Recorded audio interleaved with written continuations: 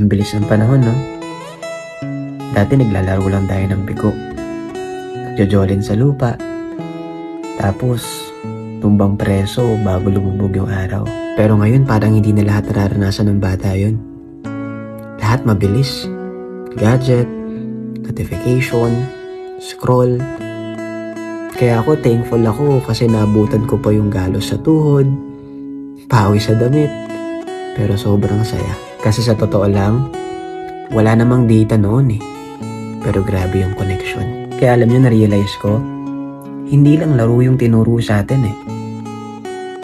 Tinuruan tayo ng teamwork, ng creativity, ng resilience, at higit sa lahat,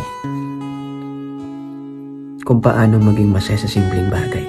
Kaya minsan hindi pala sa dami ng meron ka, kundi sa lalim ng connection at memories mo sa tao. Ang sarap balikan, no? Ang saya alalahanin lahat. Pero ngayon, isa na lang siyang kwento na kapag naaalala mo, bigla ka na lang napapangiti at sumasaya.